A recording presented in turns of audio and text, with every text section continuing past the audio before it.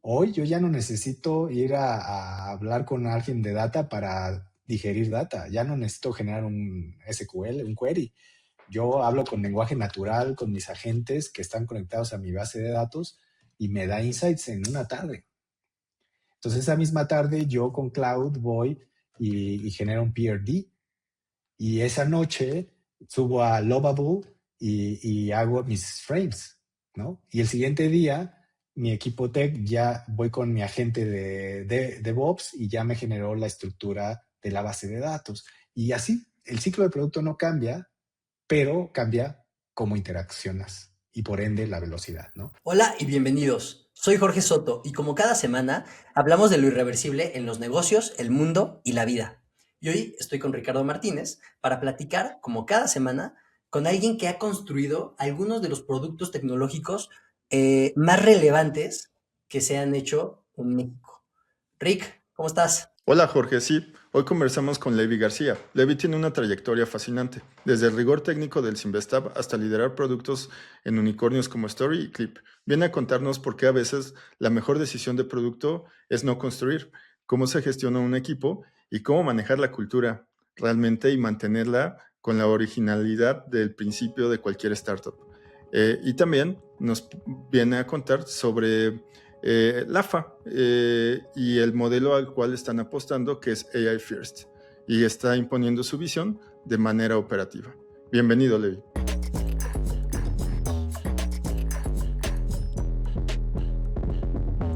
Hola Levi, ¿cómo estás? Bienvenido. Hola Jorge, gracias por la invitación y feliz de estar aquí. Bienvenido, Levi. Para nosotros un gusto tenerte. Qué bueno que se pudo por fin armar porque estuvimos ahí con complicaciones, pero es un gusto tenerte acá. Y sabes, quiero empezar con esta pregunta, ¿no? ¿De dónde nace tu interés hacia la intensidad del ejercicio, ¿no? De pronto, padelero, triatlones, escalas. ¿De dónde nace ese cariño por el deporte? Muy buena pregunta. Lo he pensado y lo atribuyo a dos cosas. Una, que tuve el privilegio de tener una infancia, soy de la generación que tuvo una infancia que el entretenimiento era salirte a jugar con tus amigos, ¿no? No me dejaban ver tele, no había redes sociales, no había dispositivos y nos tocaba salirnos a jugar a la calle con tus amigos en un México en el que todavía se podía salir a la calle a jugar. Y entonces siempre fui súper activo, ¿no? Un niño que buscaba la tarde para jugar.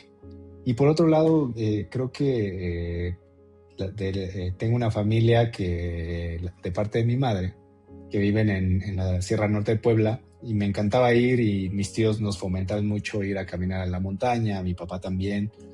Entonces creo que de ahí sale este instinto de siempre buscar algo que hacer, porque no soy una persona que se enganche con algo y me quiera volver el mejor en algo muy específico, pero de repente me gana a la bici. Y hoy el pádel, como dices, el año pasado estaba súper clavado en bouldering, y ahora nadando. Entonces ya se me quedó esa necesidad de moverme, ¿no?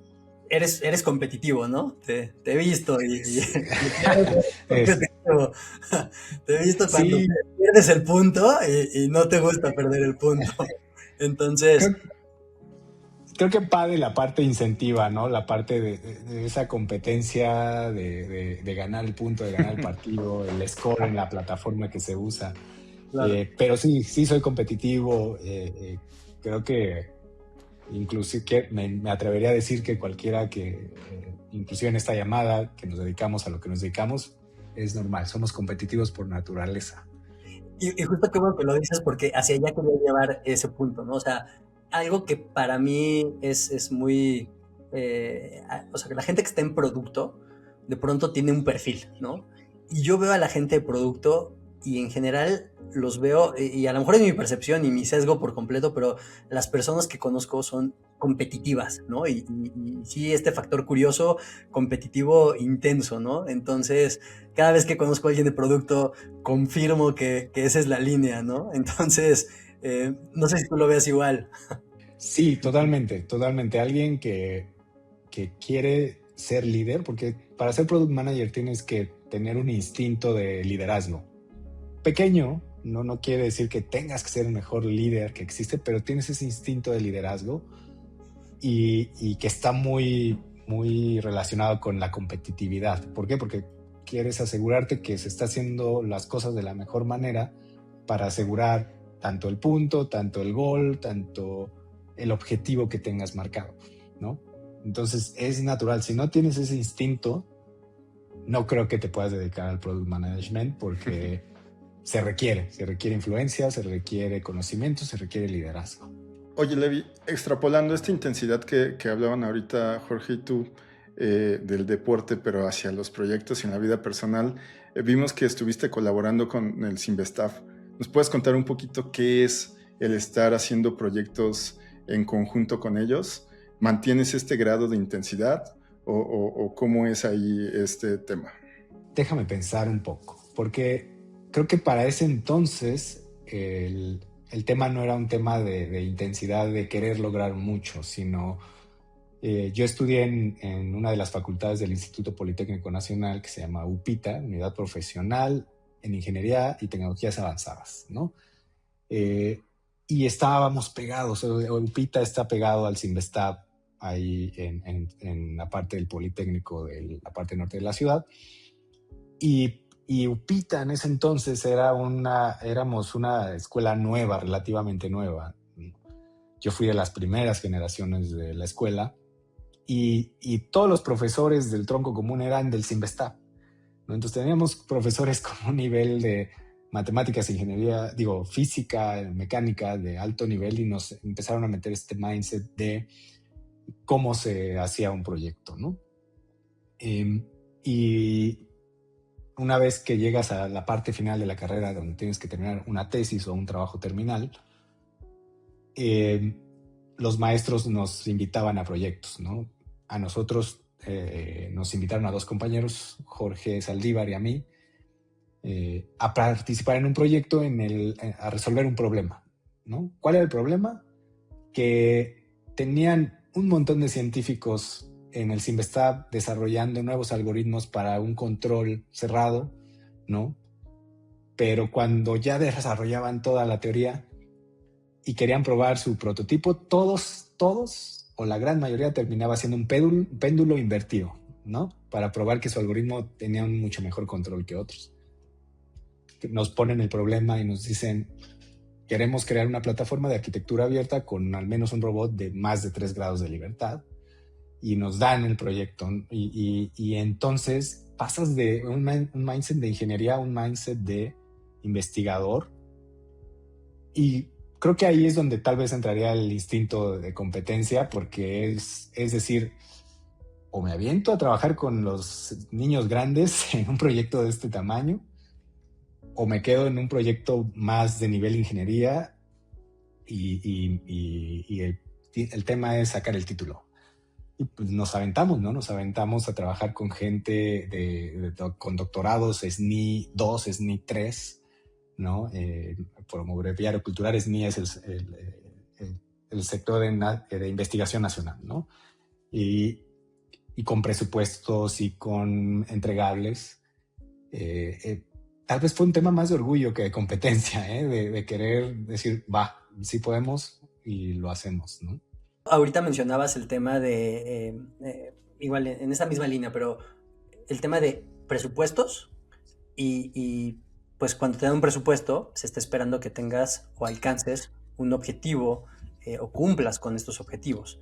¿Cómo logras generar resultados visibles en proyectos que pues de pronto requieren ciclos tal vez un poco más largos, ¿no? Para poderse validar o para poderse implementar y que justo no necesariamente existe el mindset de implementación, ¿no? Porque es muy diferente buscar hacer o publicar, ¿no? Una investigación a implementar un proyecto, validarlo con usuarios, empezar a iterar para que el resultado sea el adecuado. Entonces, ¿cómo fue esa experiencia? Creo que hay bastante similitud en cómo se llevan esos proyectos a la industria normal, en el sentido de que cuando hay un presupuesto tienes que hacer una planeación bastante profunda, validada, de lo que vas a hacer antes de gastar un peso, ¿no?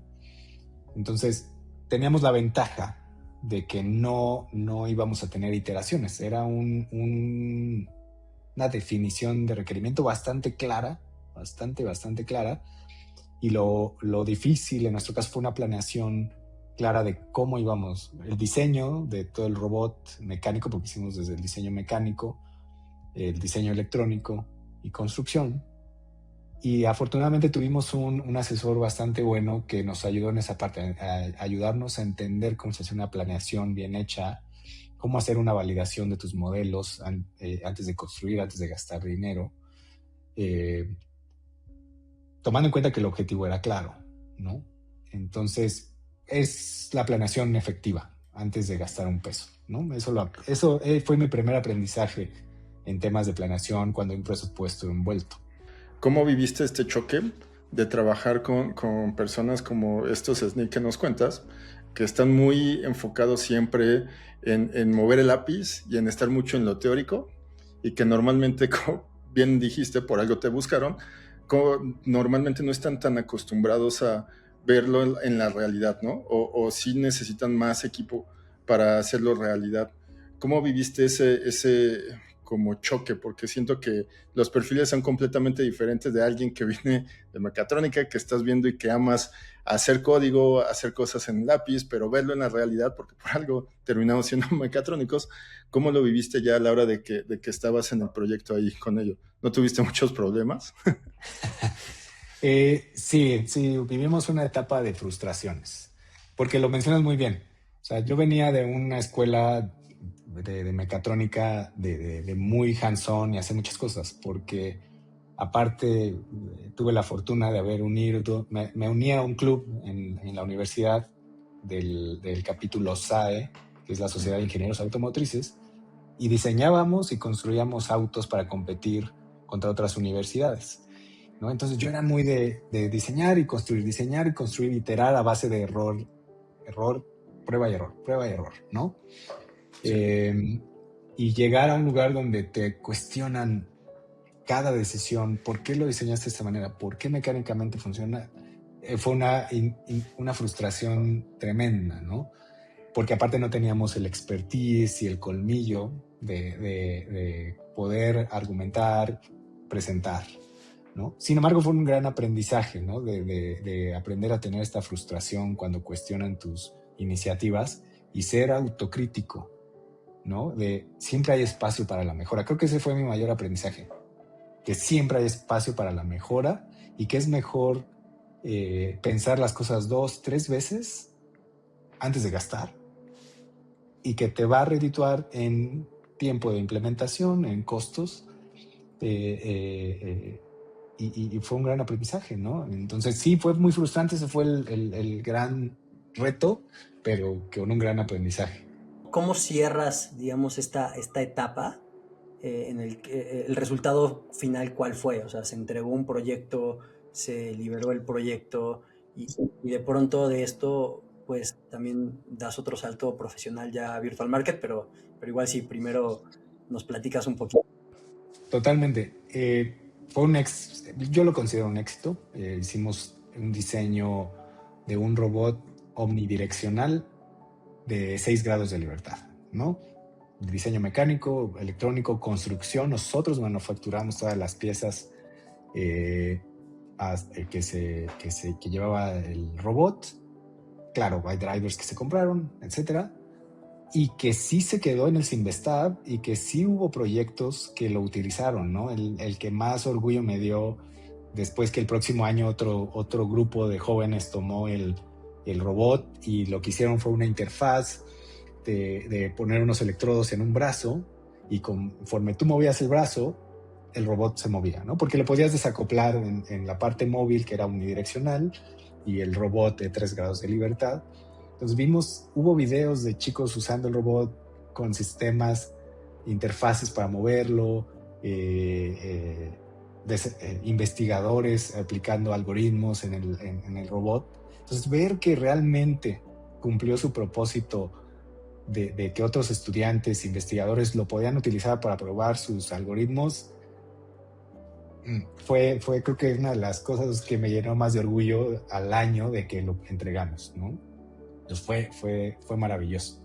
Y cuando acabamos ese proyecto nos invitaron a quedarnos a hacer nuestro posgrado, y había ya proyectos en línea para, ok, ahora el Departamento de Seguridad Pública nos está pagando para desarrollar un robot para desactivación de bombas, ¿no? Por ejemplo. Y era súper increíble. Lamentablemente yo en ese momento ya me sentía viejo, ¿no? Yo ya sentía viejo y decía, es que si me quedo aquí, voy a tener que dedicarme a la investigación el resto de mi vida, ¿no? Porque ya no voy a salir al mundo laboral y no voy a encontrar trabajo por mi edad, ¿no? Entonces fue una decisión para mí de o me quedo de investigador o me voy al mundo laboral. Terminé escogiendo salir a la industria y buscar trabajo, ¿no? No sé si fue la decisión correcta. Yo creo que sí, estoy muy feliz en dónde está mi vida y lo que he logrado, pero sí fue un momento de dificultad para tomar la decisión. Y no salté directamente al mundo fintech, sí salté al mundo industrial. Estuve trabajando cerca de 3 años en la industria metalmecánica, en una empresa que vendía maquinaria pesada. Todos los dobleces grandes, suajes, troqueladoras, maquinaria grande que se utiliza para hacer métodos industriales, todas las carcasas, no sé, de un horno de microondas, ¿no? Las vendíamos ahí. Y estuve varios años en mantenimiento. Desafortunadamente, en esa época muere mi padre y yo me salgo de trabajar, me llaman de regreso para que yo me haga cargo del área de robótica, soldadura robótica, ¿no? Y ya solo era yo enfocado a eso, analizar procesos de producción, ver qué áreas de soldadura se podían automatizar, y entonces diseñaba la célula, seleccionaba el robot, llegaba, lo programaba, construía, ¿no?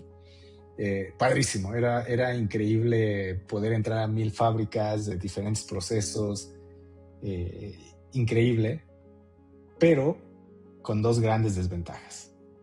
Una, que el sueldo en México, lamentablemente, en la industria de la ingeniería en México es mal pagado, muy mal pagado. Y 2, los procesos de soldadura son altamente nocivos. Literal, estás respirando metales fundidos y que tal vez a ti no te van a afectar, pero van a afectar a tus hijos o a tus nietos inclusive, ¿no? Ese día que nos dieron ese curso fue el día que decidí salirme porque la empresa no quería invertir en sistemas de seguridad para nosotros, ¿no? Entonces decido salirme, ¿no? De ese lado.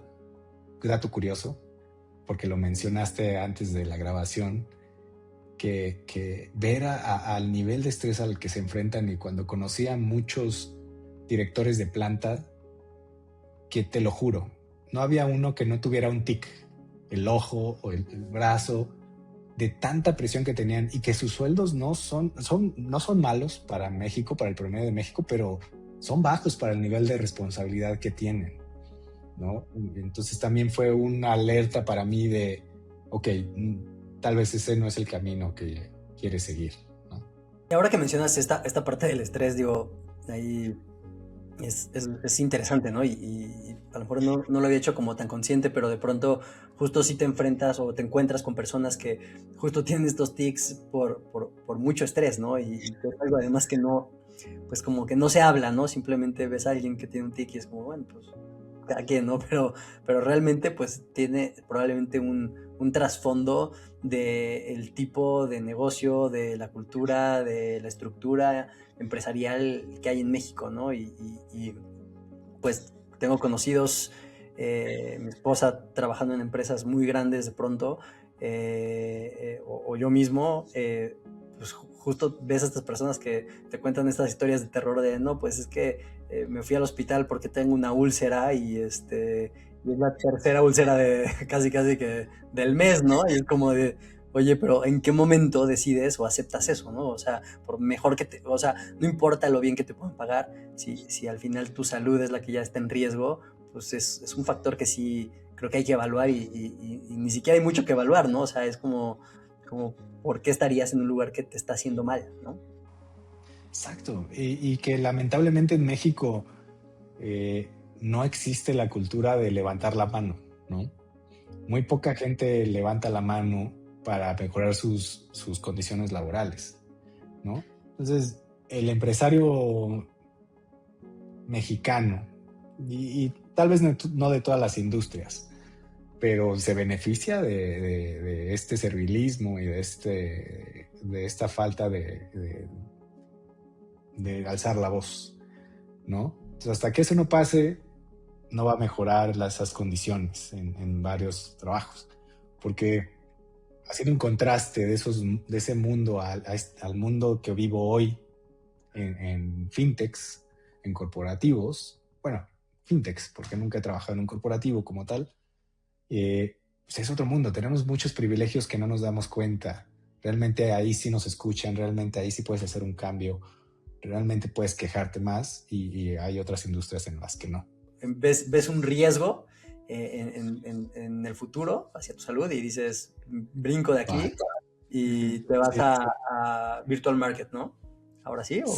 Sí fue, ahí sí. Y fue de esas cosas que no esperas, ¿no? Mi papá solía decir que las oportunidades son calvas, que tienen dos pelos. Entonces, cuando pasan, las tienes que agarrar con todas tus fuerzas, ¿no?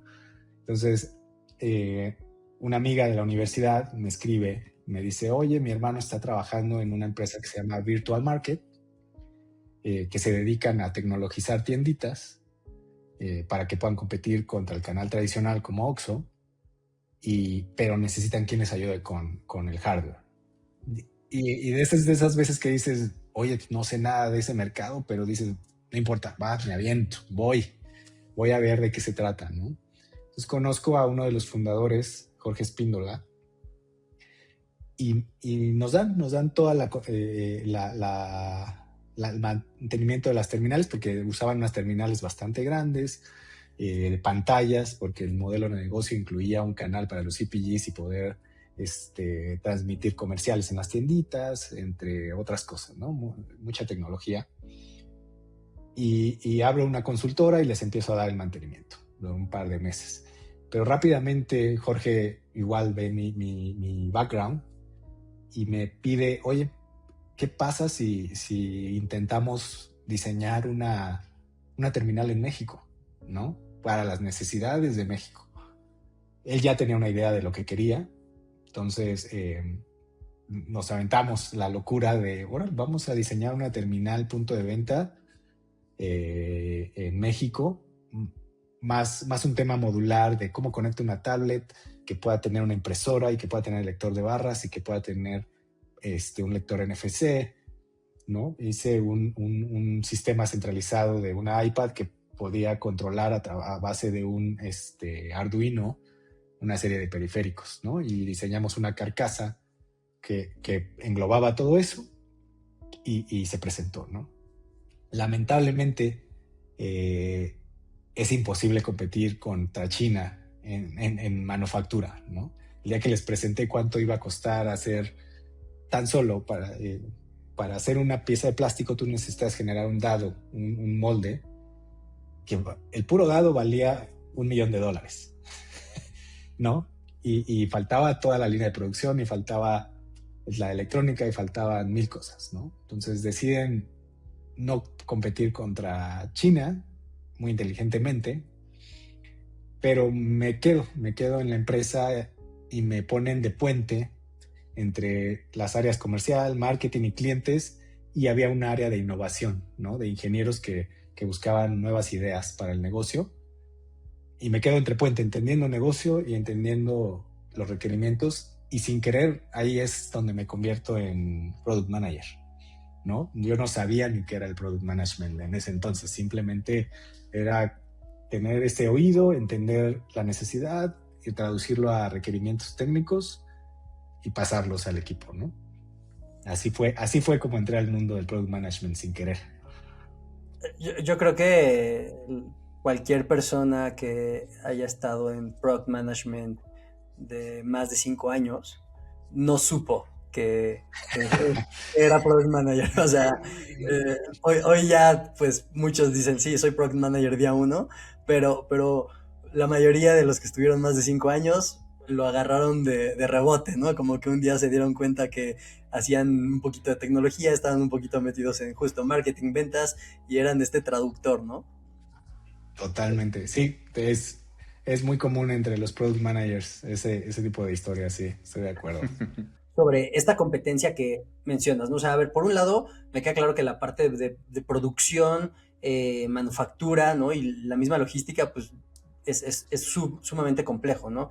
Y me queda claro que, por ejemplo, estas empresas, de pronto que han ido logrando integrar este tipo de productos al mercado y que lo han hecho muy bien, pues seguramente se apalancaron de alguna manera para poder no construir la tecnología, sino más bien aprovechar lo que ya existía para poderlo acercar.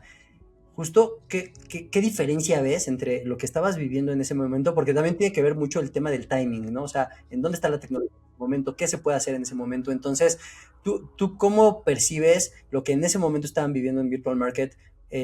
Más allá de que justo no lo podían a lo mejor producir ustedes, pero ¿por qué ese proyecto no termina llegando a la luz? ¿O sí llegó o sea, sí se fue a producción en algún momento? O sea, ¿qué es a lo que se enfrentaron? Porque la verdad es que me da mucha curiosidad. Claro, dos elementos súper importantes que me ayudarían a resumir qué pasó.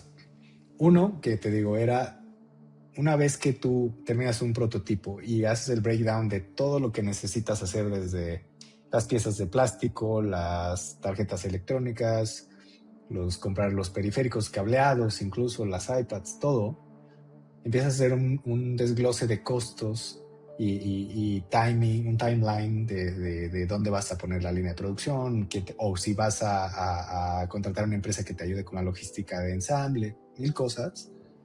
Tan complejo que te digo, la inversión inicial para solo poner la planta para hacer los prototipos, bueno, las terminales, era altísima, eran millones de dólares, ¿no? Entonces, nos damos cuenta de algo que todo el mundo sabe hoy. No hagas in-house todo. No necesariamente todo tiene que ser in-house. Si hay servicios y productos que puedes tercerizar y te ayudan a agilizar el ciclo de vida de tu producto, se vale. Mientras el unit economics haga sentido, se vale, ¿no? Entonces ese fue el factor número uno. Y el factor número dos es que en ese momento Virtual Market estaba haciendo el costo de adquisición era altísimo porque el equipo que le entregábamos a la tiendita, que era una terminal, lectores, pantallas, bocinas, porque incluso teníamos un jingle de Coca-Cola que si alguien compraba una Coca-Cola sonaba un jingle de Coca-Cola, ¿no? Por ejemplo. Tenía un costo de cerca de 50,000 pesos por tienda, ¿no? Entonces, en ese entonces, cuando terminamos el proyecto para ya empezar producción y la empresa aprende que no está haciendo sentido el modelo de negocio en darles tanta tecnología o tan cara, es donde hace clic todo y decidimos, no va por ahí, no es el hardware, es la comunicación entre el tendero y la marca. Entonces, en ese entonces, matamos de entrada la terminal y nos vamos usemos lo que todo tendero ya tiene, que es los celulares, ¿no? Fue cuando entra Clip a la batalla, de hecho, ¿no? Yo conocí a Clip desde ese entonces, y reducimos el modelo tremendamente el centro es el celular o inclusive una tablet que nosotros mismos le podemos dar a mucho menos costo, y ya empezaban a ver estas terminales de lectura a través del plug. Empezamos a pensar en esos modelos más móviles y más baratos, ¿no? Oye, igual, Levi, nada más para estar claros, si nos pudieras situar en la época en la que estamos, ¿qué año es aproximadamente? 2014 aproximadamente. Es donde estaba empezando todo este rush de emprendimiento, ¿no? Y de nuevas techs y de empresas que empezaron a salir. Así sentaron como las bases esos años, ¿no? Sí, sí, sí, que nacen estas fintech que tratan de tecnologizar a mercados no tecnologizados, ¿no? Nace Clip también en ese entonces, recuerdo que era nuestra competencia. Los canales de pago que usábamos eran nuevos, no eran tan conocidos, ¿no? Que después se consolidan más fuerte como NetPay, ¿no? En ese entonces él era una pasarela de pagos más chiquita, ¿no? Que empieza a trabajar con nosotros. Tienes toda la razón, se empieza a vislumbrar estos primeros players en la industria, ¿no? De que no entienden más o menos qué van a hacer, pero que saben la necesidad. Que hay todo un sector de tienditas en México que había en ese entonces, porque hoy el número es menor, pero había cerca de 1 millón de tienditas y que al día de hoy sigue siendo el canal más fuerte de los grandes CPGs, ¿no? Coca-Cola, P&G, etcétera. InBev, you name it, ¿no? Se empiezan a dar cuenta de esa oportunidad. Y Oxxo viene creciendo, ya empezaba a ser una amenaza tremenda ya para esos entonces. Por cada Oxxo que se abría se cerraban, creo que 5 tienditas alrededor. Entonces ese era lo que buscábamos atacar, ¿no? ¿Cómo le ayudas al tendero a competir contra Oxxo? Que hemos aprendido hasta el día de hoy que Oxxo es un monstruo que llegó para quedarse y quedarse el mercado. No hay manera de comprar. La verdad es que yo siempre he dicho, admiro brutalmente lo que hacen en Oxxo. O sea, es una locura a nivel de la capacidad tanto estratégica como de implementación que tienen. O sea, es una locura. Creo que abren como 30 tiendas, no sé si diarias.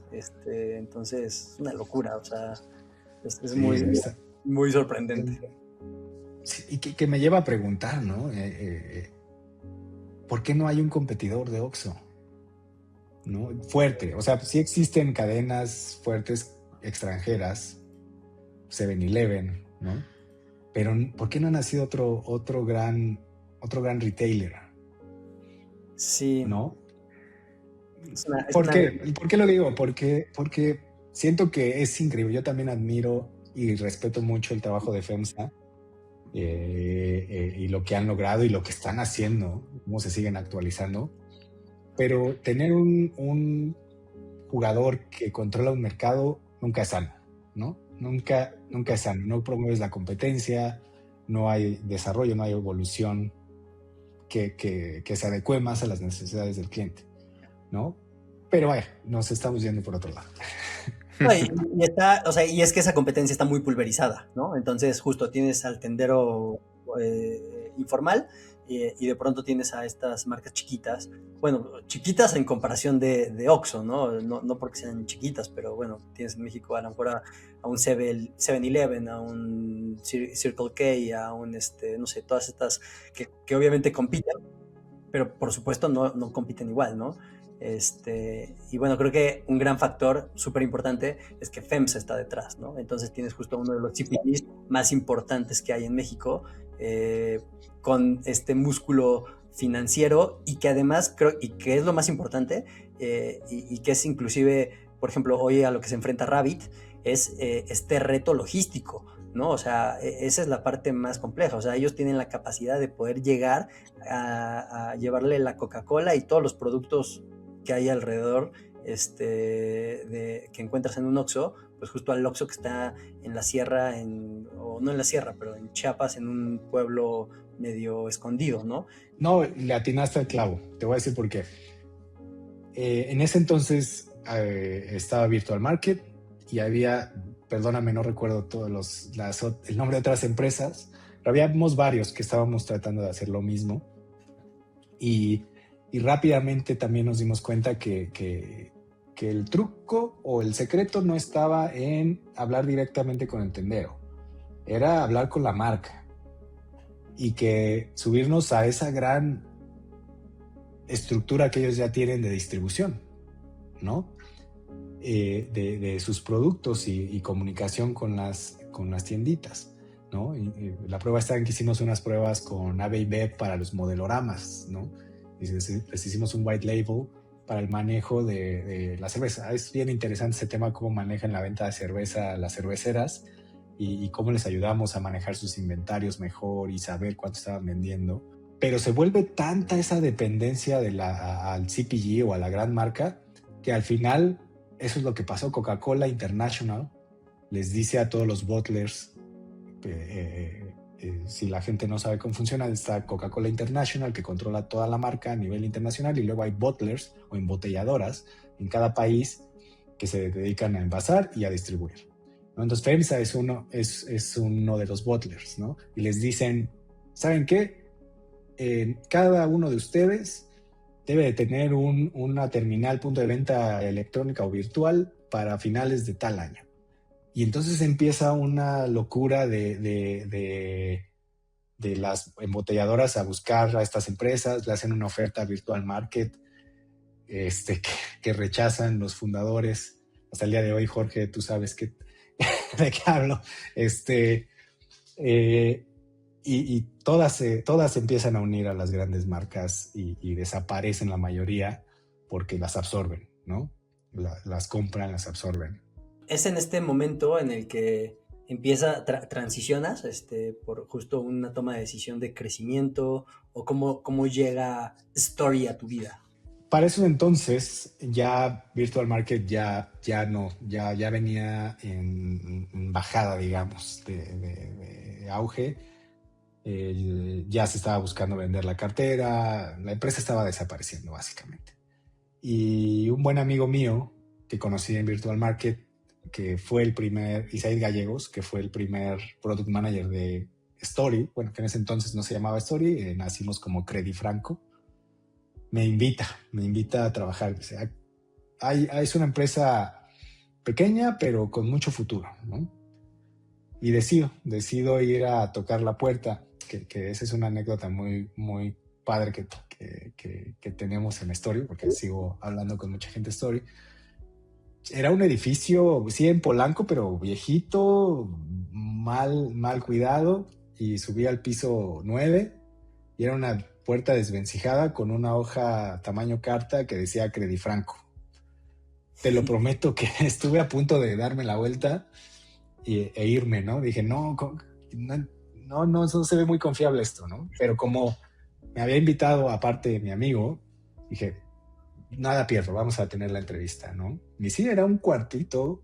Story empezó en un cuartito de yo creo que 30 metros cuadrados, 40 metros cuadrados, y todos trabajábamos ahí, ¿no? Conozco a los fundadores, conozco al equipo.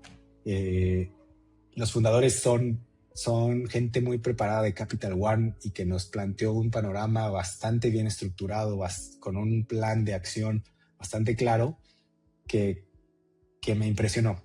Después de haber trabajado con una empresa mexicana, que no demerita nada, sino que enfrentarme a una nueva visión del mundo es lo que me atrapó, y dije, vamos a darle, y entro a Credifranco, ¿no? Que era Story, y empiezo a manejar justo el producto de microcréditos, que era Credifranco, para liberar a mi amigo que iba a ser la primera tarjeta de crédito, ¿no? Ellos se ponen a trabajar en eso, pero rápidamente se dan cuenta que es más complejo de lo que ellos esperaban y nos jalan a todos. Dejamos Credifranco en pausa y empezamos todos a trabajar en la tarjeta de crédito. Oye, qué bueno que le cambiaron el nombre. Porque totalmente. Sí ayuda mucho. Estaba de banca tradicional, ¿no? Ya muy tradicional. Sí. No, el seleccionar el nuevo nombre fue titánico. Inclusive te puedo decir que habíamos seleccionado otro, pero como incluía la palabra banco, resultó que no podías utilizar la palabra banco si no eras una entidad bancaria, ¿no? Una SOFOM. Entonces terminamos con Story que para serte sincero, cuando lo lanzan a mí no me gustó nada, ¿no? No me hacía sentido Story. Pero eres una marca tan noble y un hombre tan noble que te encariñas rápido, ¿no? Entonces la gente también ya lo adoptó, ¿no? Story. Y tiene muchas connotaciones también con el lenguaje que se adaptaron bien, ¿no? A Story. ¿Nos puedes contar de tu evolución ahí en Story? O sea, ¿qué fue ese primer día que llegaste y te asustaste un poco y después ya empezaste a estar con el equipo y dijiste, oye, sí, de aquí soy, vamos para adelante y empezaste a trabajar cosas que antes no habías vivido, ¿no? O sea, ¿cómo te fuiste acoplando a estos equipos? Porque si bien como bien lo dices, es diferente la dinámica de trabajar a veces en empresas locales con mindset local a empresas que vienen con founders extranjeros y que tienen también otro tipo de frameworks de trabajo, ¿no? Entonces, ¿cómo fue ese camino? Maravilloso y feliz porque por mi formación tengo una estructura mental muy rígida en el sentido de que me gustan las cosas estructuradas, claras, ¿no? Y con una secuencia lógica, ¿no? A mí eso me funciona mucho en mi vida y en mi trabajo. Y pasar de una empresa que todos hacíamos a todo para hacer que las cosas salieran como sigue pasando en muchas empresas, a sí seguimos en esa actitud, pero ya hay procesos, ¿no? Conozco en Story Agile, conozco squads, empiezo a conocer que hay maneras de hacer las cosas en forma, ¿no?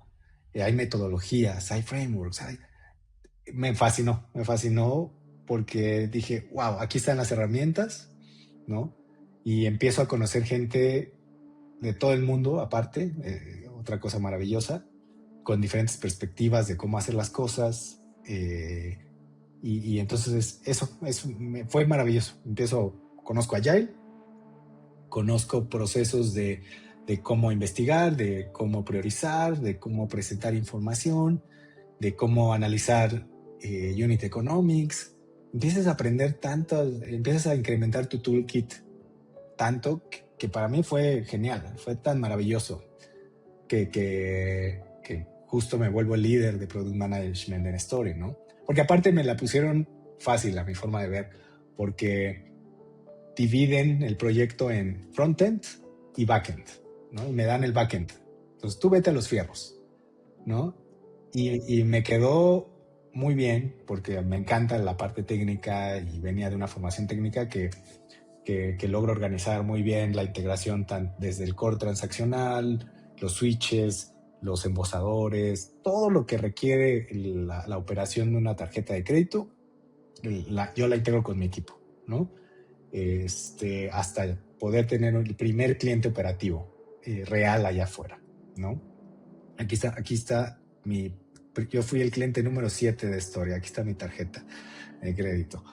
Entonces, el primer año para mí fue maravilloso, fue aprendizaje, fue conocimiento, fue lanzar un producto desde cero, fue maravilloso. Oye, y Levi, yo tengo aquí varias dudas, o sea, una es, cuando entras, ¿cuántos colaboradores eran? Yo fui el empleado número 34, si mal no recuerdo. O sea, ya Imagínate. tenía una estructura no tan chiquita, o sea, digo, a ver, para hacer un Pero, startup, sí, pero era bastante, tomando en cuenta que en un stage tan temprano tal vez necesitas más equipo de desarrollo, había mucha gente de marketing, había mucha gente no de desarrollo, ¿no? Realmente éramos pocos, éramos 2 product managers y tal vez 7 ingenieros, ¿no? Y el resto era administrativo. Okay. ¿No?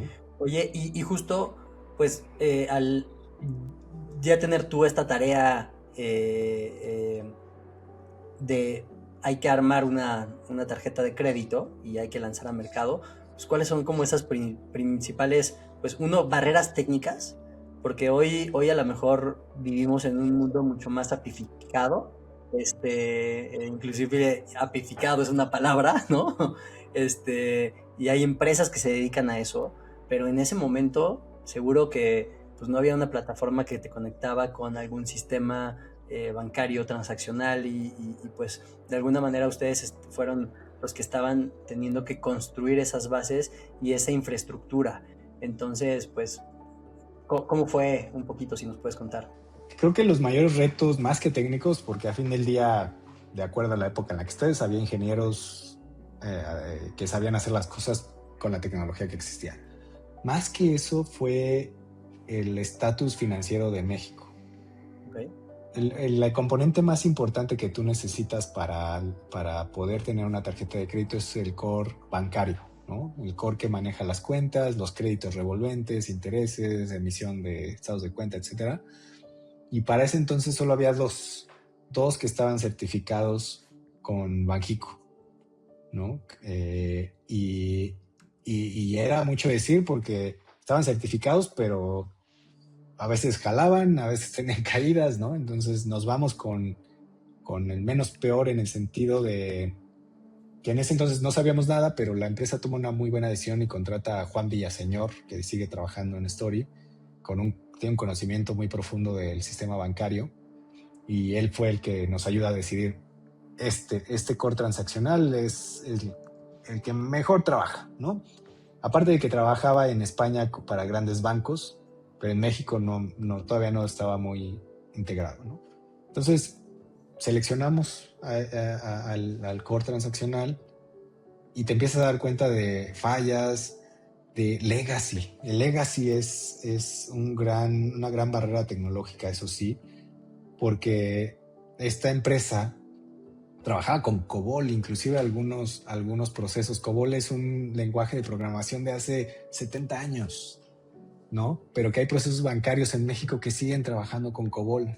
Y nosotros ya estábamos en API REST, en microservicios API REST, y no podíamos consumir sus servicios, ¿no? Y teníamos que hacerlo a través de procesos bueno, pues hay que traducir, hay que hacer capas intermedias.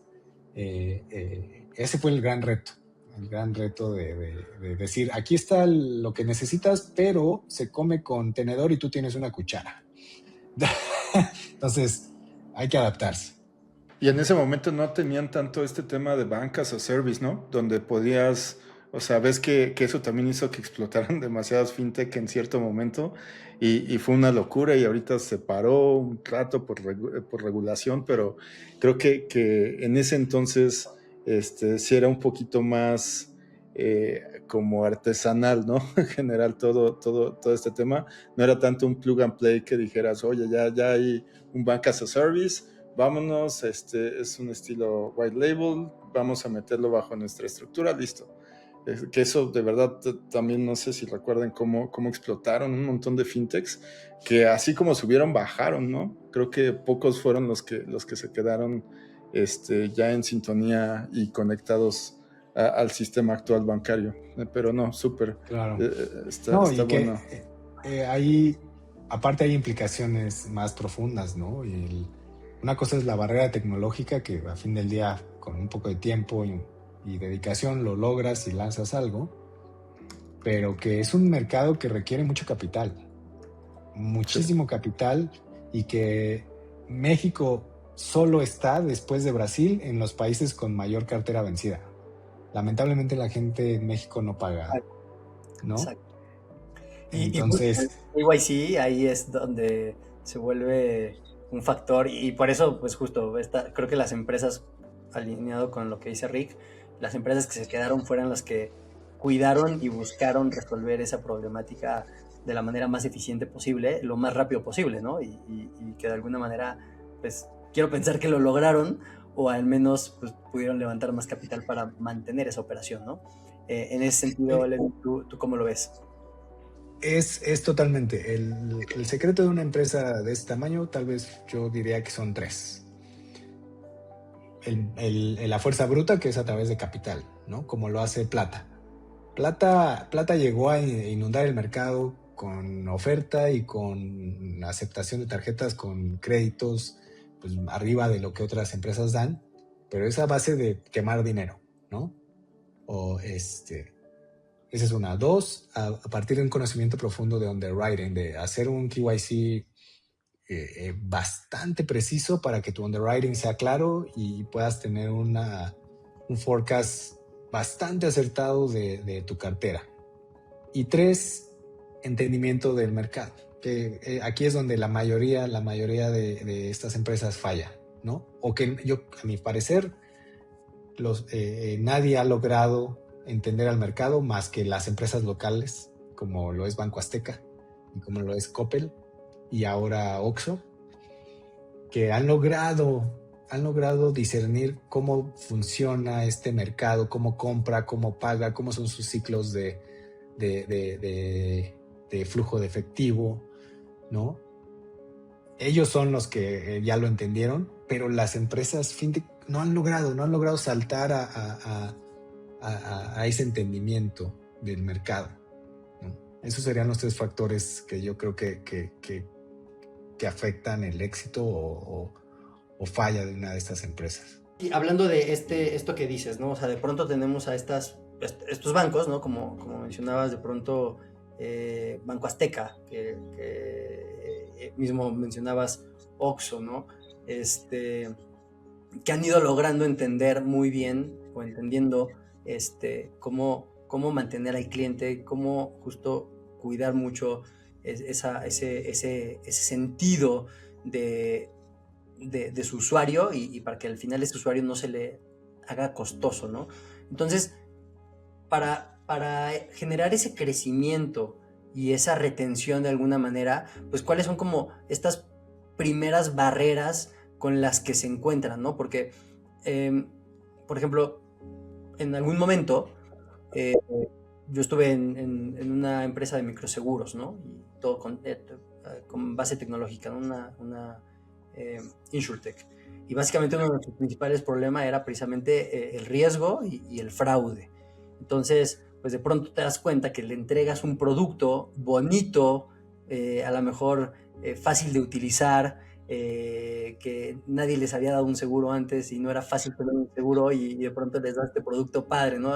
En tu caso, pues Story les está dando una tarjeta de crédito y estás confiando en el usuario para que pueda tener acceso a crédito, ¿no? ¡Qué maravilla! Y de pronto te das cuenta que tu usuario, con el cual tú estás pensando que les estás ayudando y estás democratizando el sistema financiero y les estás dando un instrumento que nunca habían tenido acceso para que pues justo puedas mejorar su situación a la mejor de vida, viéndolo esto obviamente desde el lado romántico, de pronto pues te das cuenta que no te paga, ¿no? Y dice, me vale, ¿no? Y saco la tarjeta y no la voy a volver a pagar y a lo mejor inclusive entraron a un sistema de justo cartera vencida y alguien les marcaba para decir, oye, tienes que pagar y ya no está en el teléfono. ¿Cómo te enfrentas a eso y cómo reaccionas para que justo, si no es con fuerza bruta, llámese lo que dijiste ahorita, a billetazos, de una manera muy inteligente le das la vuelta para que precisamente no se vuelva una pérdida insostenible? Es lo que habíamos mencionado, KYC, ¿no? Underwriting, que el underwriting es este proceso de a través de este conocimiento de tu cliente, haces un perfil de él, ¿no?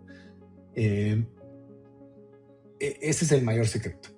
¿Y cómo lo traduces a líneas de crédito, a productos que le ofreces y customer experience, ¿no? Y si tuviera que listar algunos factores, creo que el primero sería conveniencia. O sea, si algo le importa al mexicano de este segmento, claro, aparte aquí hay un paréntesis muy importante. Cuando hablamos de fintechs y de productos financieros, siempre hay que entender a qué segmento le están apuntando cada uno. No es lo mismo el segmento que está atendiendo Story al segmento que está atendiendo Revolut. Es muy diferente, ¿no? Entonces, si nos enfocamos a las fintech que se han querido enfocar al segmento subprime, que en México es el 70% de la población, ¿no?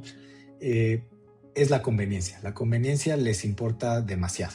Por eso Oxxo es lo que es, por eso Electra es lo que es, porque es conveniente ir a comprar ahí, está cerca y me ofrecen facilidades de pago, ¿no? Este segmento no tiene ahorros, este segmento no piensa no planea financieramente, ellos viven al día.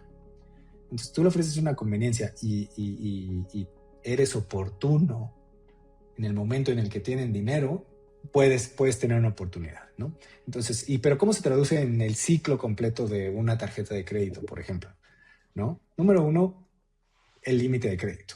El límite de crédito que le das tiene que ser acorde al nivel de ingreso que tiene esta persona.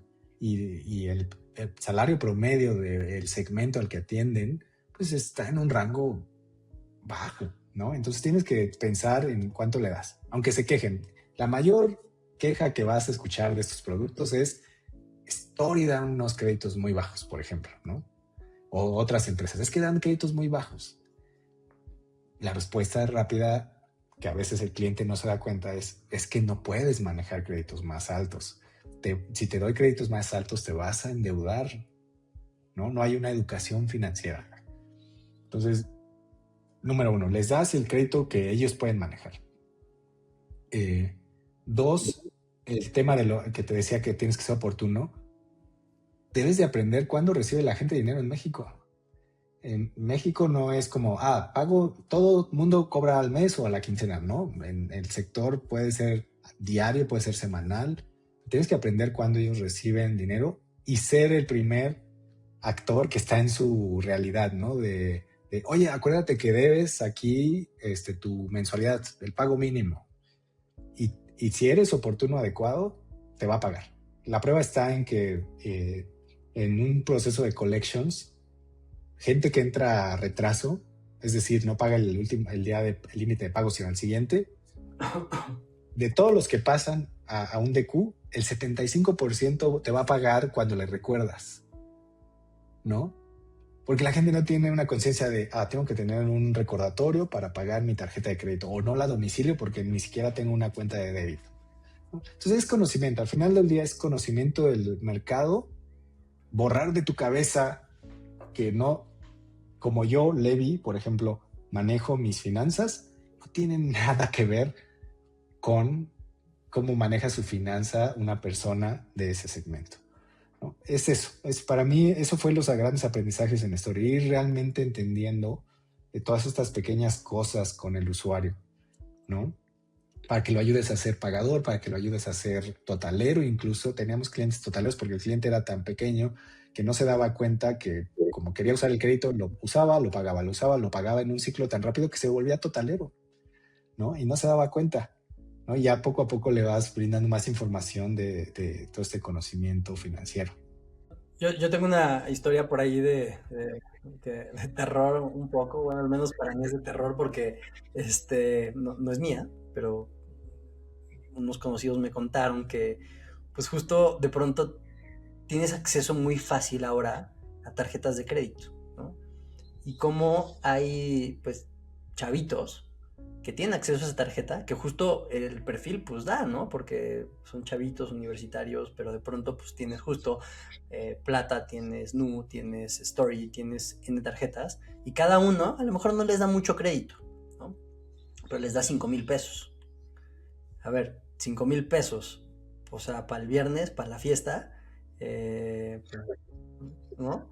Y me decían que sacaban tarjetas, tenían todas las tarjetas, ¿no? Las que dije, Clar y otras tantas, ¿no? Y entonces, pues con una sacaban un crédito, se iban a la fiesta y luego le sacaban lana a la otra y pagaban la que se había, o sea, y al final, pues lo van, hay una palabra ahí como que, pero pues nada más lo vas reutilizando, pero estás endeudado con 5 tarjetas. Y de pronto, pues, un día no te va a dar, porque aparte te están cobrando algún interés, se van a empalmar, un día vas a terminar fallando, ¿no? Con ese pago. Y lo peligroso que es que a los veintitantos, pues ya estás endeudado, ya estás tal vez en buró, o ya estás como, pues sí, o sea, porque a lo mejor es una cantidad de dinero manejable, pero si no sabes cuidar tus finanzas personales, pues eventualmente pierdes, o sea, porque una tarjeta de crédito ayuda mucho, pero también es, o sea, es una responsabilidad, y te abre muchas oportunidades, ¿no? Porque hay gente que no tiene tarjeta de crédito y eso te limita para poder acceder a ciertos beneficios, ¿no? Que puede ser, pues, hacer un gasto fuerte sin que tengas la necesidad de pagarlo todo en un one shot, ¿no? Exacto. creo que todo eso se puede resumir en educación financiera, ¿no? Nadie, muy poca gente en México realmente tenemos padres que nos guían a entender cómo manejar tus finanzas. A mí me pasó justo lo que mencionas. Cumplí 18 años, me ofrece Inbursa mi primer tarjeta de crédito, yo feliz, órale, dámela. Empiezo a usarla como si fuera dinero extra y después solo pagaba el mínimo y cuando me di cuenta de cómo me estaba endeudando y querer salir de esa deuda, literal me tardé años en poder pagar esa tarjeta de crédito, porque nadie me explicó, porque yo no sabía cómo tan rápido un interés no moratorio, sino un interés compuesto de solo pagar el mínimo en un revolvente te puede ahogar, ¿no? Es bastante peligroso, Claro. ¿no? Y por un lado, porque la gente cree que es dinero extra. Y dos, existe el otro extremo, la gente que no quiere usar una tarjeta de crédito porque le tiene miedo, ¿no? A una tarjeta de crédito para no endeudarse. No, solo hay que aprender, es una herramienta de protección para tu efectivo, es una herramienta de acceso a beneficios, es una herramienta de acceso a lugares inclusive, ¿no? Si la utilizas como una herramienta para tu día a día y protección, pues es maravilloso, es maravilloso. Y hablando más acerca de las empresas, creo que hay una falta de responsabilidad también de muchas empresas de hacer una oferta cuando saben que no hay capacidad de pago. O sea, buró de crédito funciona bastante bien y buró de crédito te va a decir, este cliente potencial ya tiene este nivel de deuda, ya tiene tantos productos financieros, te da un historial bastante detallado para que puedas tomar una decisión. Y si yo como banco voy y le doy un crédito a una persona que ya tiene 5 tarjetas de crédito, ya hay un problema ahí, ¿no? Sí, claro. Totalmente. Totalmente de acuerdo. Regresando a Story, cuentan por ahí, y eso quisiera saber si es verdad, pero tengo conocidos que dicen que Story en algún momento era un culto, ¿no? O parecía que era un culto, porque estaban tan enamorados y como esta cultura de que eran fanáticos de Story, los mismos colaboradores, ¿no? Por eso digo que parecía un culto, ¿no? Entonces, ¿qué tanto era eso? ¿Qué tanto fue real que se mantenía justo esta energía, pues, de crecimiento acelerado y que todos tenían esta hambre? Y digo, cuando estás en una startup pasa, ¿no? Pero que se vivía de una manera ruda o es todo o no eres para estar aquí, ¿no?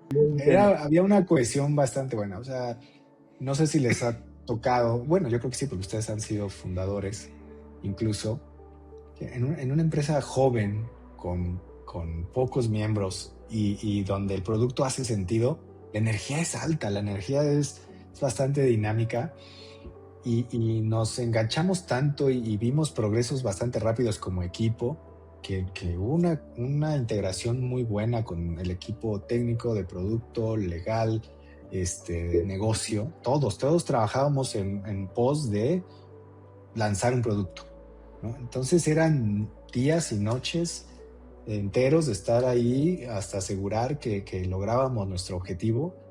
Y esto es como estos síndromes postraumáticos de guerra, que la gente que va junto a la guerra después se vuelve muy buenos amigos. Creo que fue algo así. Vivimos en las trincheras esos 9 meses para lanzar el primer producto, que nos volvimos un equipo bastante compenetrado. O sea, todos los product managers interns que yo contraté en ese momento y que después se volvieron los product managers de hoy, de Story, y que siguen muchos ahí, siguen siendo mis amigos. Porque nacimos en la batalla, nacimos en la trinchera. Y sí hubo una compenetración bastante profunda con muchos de ellos. La prueba está en que mi esposa es directora de tecnología en Story, ¿no? Nos conocimos en ese entonces, ¿no? Increíble, ¿no? Pues sí. Sí hubo Y te lo puedo asegurar que fue esa energía, porque hoy que empiezo de nuevo otra aventura con LAFA, se siente esa energía otra vez, ¿sabes? siento ese ímpetu, esa energía, ese trabajo en equipo. Y justo antes de entrar al AFA, ¿cómo fue para ti o sea, cuando empiezas a crecer tanto y de pronto me dices, o sea, había un grupo de gente que hace mucho sentido que hay este cariño de equipo, de camaradería y de pronto empiezan a crecer, ¿no? Y a lo mejor la cultura, pues es más difícil mantenerla, ¿no? Cuando empiezas a tener un crecimiento exponencial, ¿cómo es eso y cómo le pega al equipo y más a colaboradores como tú que fueron first employees y que de pronto pues a lo mejor empiezas a notar más fácilmente esos cambios, ¿no? De cultura, de trato y de motivación, ¿no? Y sobre todo no perderlo en tus equipos, ¿no? Con quien estabas trabajando codo a codo, ¿no? O sea, ¿cómo le hiciste ahí para que este crecimiento rápido y este rush de adrenalina, que creo que es algo súper hermoso y una vez que lo sientes, te haces un poco adicto a ello, este tema de entender que en equipo puedes crear algo y luego lo ves en vivo ya usado por personas y que está teniendo ciertas interacciones, creo que eso es como una droga, o no sé cómo llamarlo, porque termina siendo creo que algo así. ¿Cómo le haces o cómo lo viviste desde ese lado en tu trinchera, como bien dices, para mantener a los equipos con esta cohesión sin que perdieran ese rumbo de decir, somos esto y tenemos este objetivo? Wow, es una pregunta muy compleja de contestar, porque tengo dos perspectivas. Tengo la perspectiva que tuve en ese momento y tengo la perspectiva de hoy con mi experiencia, con la madurez que quiero pensar que me ha dado los años de trabajar en estas empresas. Entonces, número uno, la experiencia en ese momento es un rush, no es una montaña rusa, porque ese pico que vives del 0 a 1, tienes que aprender que es temporal. Es un gran pico, es emocionante vivirlo, es como la primera subida de la montaña rusa, es exactamente eso. Es esa subida y ese primer bajada nunca va a ser igual, ¿no? Pues aprender eso. Y que, porque no es sostenible, ¿no? No puedes sostener ese nivel de trabajo en el long term, ¿no? Entonces sí fue difícil para todos porque obviamente la estructura empresarial tuvo que crecer, hubo nuevos productos, nuevas áreas, nuevas personas llegando al equipo, pero como producto y tecnología siempre son una amalgama, eso nos ayudó a mantener una cohesión fuerte y hubo una buena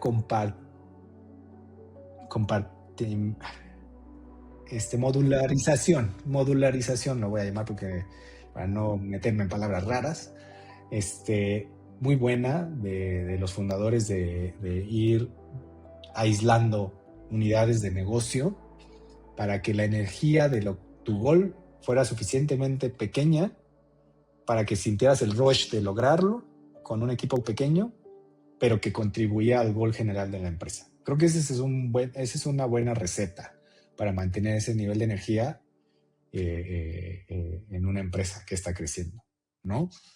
Lo que nos dices es mucho que el tema de cultura, si no va pegado a un tema de procesos, no tiene tanto éxito, ¿no? O sea, un poquillo extrapolando lo que nos cuentas.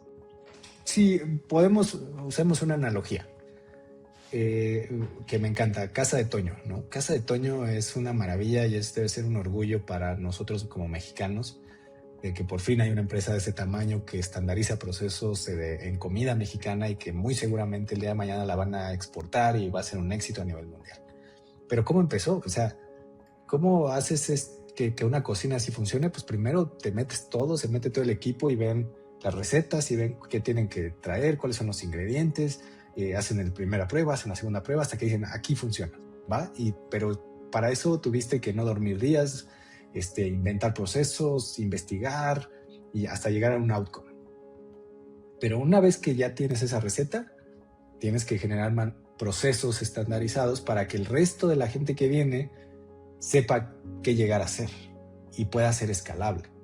Entonces, Eso pasa exactamente en este tipo de empresas. Si nosotros como primeros empleados sabíamos qué lograr, llegamos ahí y después tuvimos que empezar a crear procesos más estandarizados para que la estructura que venía creciendo abajo de nosotros fuera escalable, ¿no? Que hay emociones en el proceso, que hay gente que no se adapta a los cambios, sí, change management, ¿no? Pasa en todos los lugares, ¿no? Pero como líder tienes que aprender a que lo que importa es que la empresa siga trabajando y creciendo, porque si eso no jala, pues nadie tiene trabajo. Claro. Nadie tiene trabajo Claro. y no hay una propuesta de valor hacia el mercado y no hay un cambio social, no hay nada, ¿no? Entonces lo que importa es que la empresa siga funcionando y siga haciendo sentido los economics, ¿no? Aquí quiero hacer ya como continuación, y creo que es un switch que hiciste de lo que nos cuentas de vivir de 0 a 1 a luego entrar a Clip, ¿no? Que ya entras cuando ya es una empresa consolidada, donde ya no estás armando de cero algo, sino ya entras a una estructura que ya te está diciendo hacia dónde va de manera más organizada. ¿Cómo hiciste este switch? ¿Y qué tanto te pegó el ya no tener tanta, tal vez, libertad de generar estos procesos, ¿no? Porque creo que también es parte de lo que nos cuentas. Fue refrescante, pero porque falta un poquito de contexto, ¿no? Te voy a decir por qué fue refrescante para mí. En Story hicimos el 0 a 1 y el primer año y los otros 3 años que estuve fue crecer la empresa, fue crecer los equipos, enfrentarnos a cambios culturales, muchas cosas. Pero algo que no cambió es que los empleados que creamos todo, pues éramos el centro de conocimiento de toda la empresa. Entonces todo el mundo venía, ¿quién sabe? Levi sabe. Oye, Levi sabe. Y así a 2, 3 personas en la empresa, ¿no? Incluyendo mi esposa. Entonces se vuelve una carga emocional y profesional muy grande el hecho de que tienes que hacer tu trabajo más ayudarle a todo el mundo porque tú eres quien sabe cómo funciona de pie a pa todo, ¿no? Entonces era extenuante, era cansadísimo y no, si hubiera existido el AI ya hubiera hecho una base de conocimiento rapidísimo y la comparto.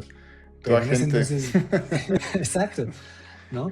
Entonces fue muy cansado y de hecho mi decisión de salir de Story fue, ya no puedo, ya no puedo con esta carga profesional, emocional, necesito otra cosa. Entonces llego a Clip donde, ok, tu scope es ¿no? Esto es lo que tú tienes que hacer, estas son tus responsabilidades y tus goles. Fue un respiro para mí. Y como me ponen en el core transaccional otra vez la parte técnica, caigo en blandito, ¿no? Me ponen a un equipo buenísimo que se robaron de Mercado Pago. Se traen Clip, se empieza a contratar muchos ingenieros de Mercado Pago y me ponen un equipo de ingenieros maravilloso que nos entendíamos, o sea, nos entendíamos al vuelo, había lideraciones muy rápidas. Pues caí en blandito. La verdad es que a mí Clip me gustó mucho porque ya las áreas me ayudaban a mí. Legal me ayudaba a mí. Compliance me ayudaba a mí. Todos me ayudaban a mí. Yo no tenía que estar ayudando a todo el mundo. Ya no era un one man army, ¿no? Exacto, ¿no? Entonces fue maravilloso. Inclusive hice también muy buenos amigos porque como tenía más tiempo, a mí me encanta enseñar. O sea, yo creo que yo soy de estas personas que cree que si el conocimiento no se comparte, no sirve de nada. Entonces, me encanta explicar, me encanta ayudar a la gente y la gente me decía, es que antes de ti no había nadie que se sentara con nosotros a hablar de cómo funcionaba eso, ¿no? No tenían la paciencia. La verdad, la pasé muy bien, ¿no? Las razones por las que salgo de Clip son otras, pero en sí, cuando entré a Clip me gustó mucho. Y sales de Clip en esta temporada donde la IA empieza a ser relevante ya para todo el tema tech. ¿Cómo viviste eso ahí en Clip? ¿Sí empezaste a tener como este contacto así como dándole así como un hola temprano? No, realmente no. No, lo querían hacer, pero no.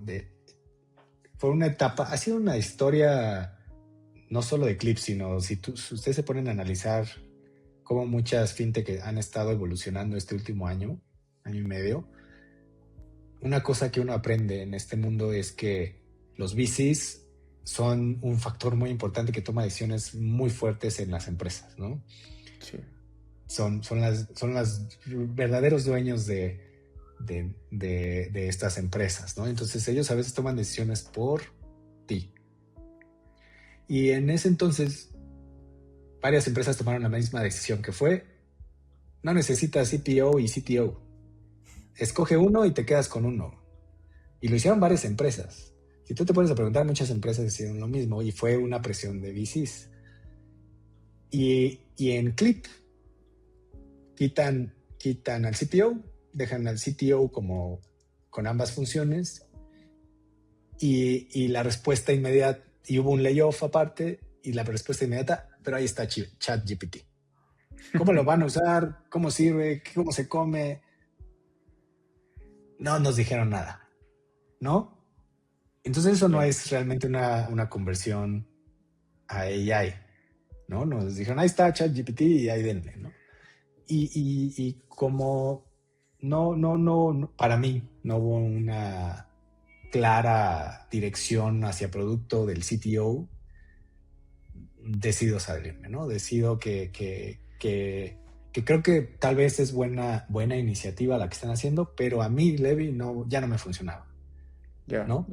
Por eso decido salir, porque no estaban haciendo una conversión. Al día de hoy, creo que no tienen una conversión AI real. Esto que mencionas es bien interesante porque de pronto estamos en una época en la que AI se ha vuelto el tema principal de conversación y yo siempre lo digo y soy muy enfático al respecto. Ya para mí no es la herramienta que viene y resuelve todo, ¿no? O sea, porque de pronto el marketing que hay alrededor de IA es que con IA lo puedes hacer. Y entonces como, o sea, sí con IA puedo hacer cosas, ¿no? Pero no eso de va a quitar el trabajo de todos y no necesitas a nadie, pues hasta cierto punto. Y bueno, eso creo que es muy debatible y tú tienes mucho que contarnos al respecto porque ahorita que decías, Rick, el tema de One Man Army, pues ahorita estás haciendo eres un One Man y dos soldados Army, ¿no? O sea, para armar toda una empresa, ¿no? Entonces, creo que es interesante esto, o sea, pero la perspectiva de ya tengo una empresa que no nació IA, o sea, no nació como AI first, y estamos en una transición, es mucho más complejo que decir, bueno, decidí construir una empresa que es AI first, y que desde el día 1 estuvo pensada para que todos los procesos estuvieran considerados y se ejecuten a través de procesos utilizando AI. Y entonces hay una narrativa totalmente diferente porque hace rato lo mencionábamos, ¿no?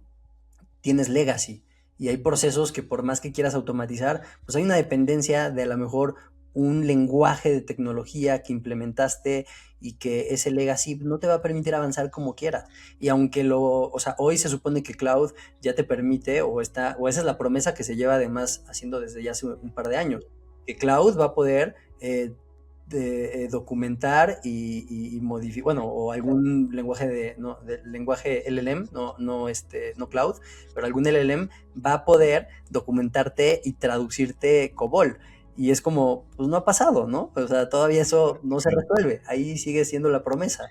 Entonces, pues es complejo, ¿no? Y bueno, un poquito pasamos al AFA, ¿no? Ya con este, a lo mejor desagrado o no alineación que tienes tú en ese momento con Clip y cómo se estaban llevando las cosas. Y cuéntanos un poco cómo es para ti decir, bueno, paso ahora a este proyecto donde además te toca a ti liderar y justo por el mismo motivo por el que sales, un poco, que no te dan ahora hazlo todo con AI, tú decides hacer todo con AI, pero con una estructura diferente, ¿no? Híjole, es un tema bastante padrísimo, a mí me encanta, pero no sé por dónde empezar. Pero podemos empezar desde, creo que todos los que estamos aprendiendo cómo utilizar AI, hemos pasado por una historia bastante similar, Y quisiera empezar por ahí, ¿no? AI, todo el mundo lo conocimos con agentes, ¿no? Cómo hablar con un agente y empezar a preguntarle cosas y ya te da respuestas bastante más sumarizadas, con un tono, con un objetivo, ¿no? Ese fue como todos lo hicimos. Va, ok, me ayuda a hacer mi trabajo del día a día. Pero luego empiezan a nacer estos sueños, ¿no? De, ok, entonces AI nos va a ayudar a hacer todo. Va, perfecto. Y empiezan a nacer las promesas, ¿no? Tuve la oportunidad de ir en diciembre a San Francisco.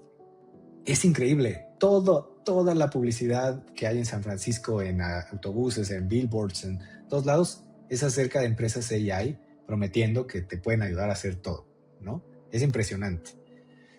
Número uno. Dos, entonces uno empieza, ok, a ver, vamos a tomar una herramienta de, como dicen, out of the shelf, como Retool, como Replete, y que empiezas a hacer tus pininos y empiezas a probar y dices, wow, sí se puede, en una tarde puedo hacer un prototipo. Uf, ya, yo solito te voy a construir todo, ¿no?